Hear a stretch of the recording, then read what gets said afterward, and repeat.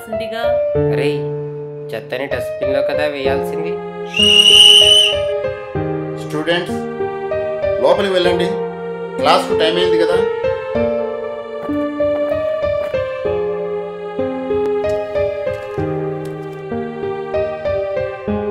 ఇది ఇక్కడ ఎవరు వేశారు?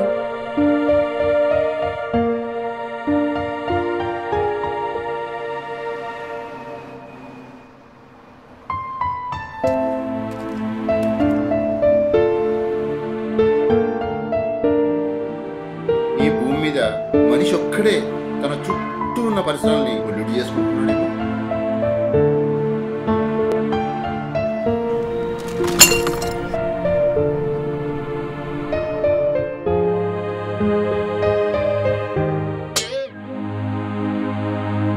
వీళ్ళింట్లో డస్ట్బిన్ లేదేమోరా. అరే మన పరిసరాలను పరిశుభ్రంగా ఉంచుకుందాం రా.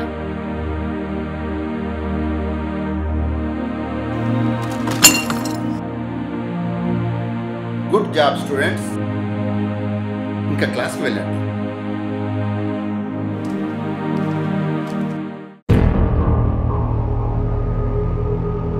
ఇంత ఇర్రెస్పాన్సిబుల్గా ఎవరు పారేస్తున్నారు?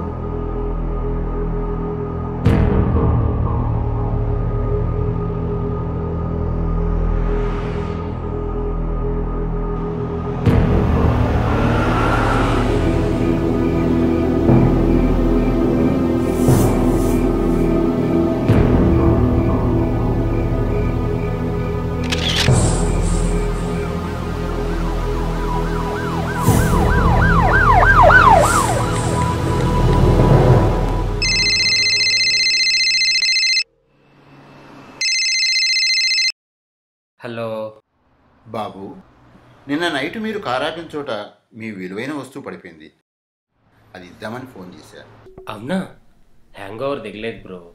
Can you please come home?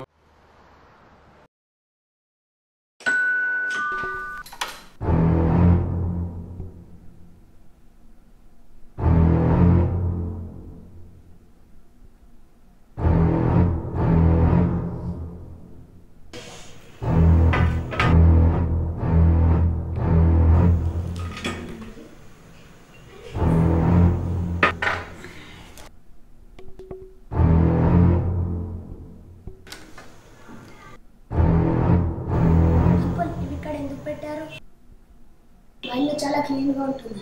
Please don't spoil it. మీ హౌస్ మాత్రమే క్లీన్గా ఉండాలా బాబు? మన రోడ్డు క్లీన్గా ఉండకూడదా? ఏ వాళ్ళు మేము కావాలని చేయలేదు. స్ట్రీట్ లోన్లీగా ఉంది అని అప్పుడప్పుడు అక్కడికి వస్తున్నాం. ఎప్పుడైనా అక్కడ చెత్త పడేసే ముందు ఆ రోడ్డు ఎక్కడ ఎండ్ అవుతుందో చూసారా?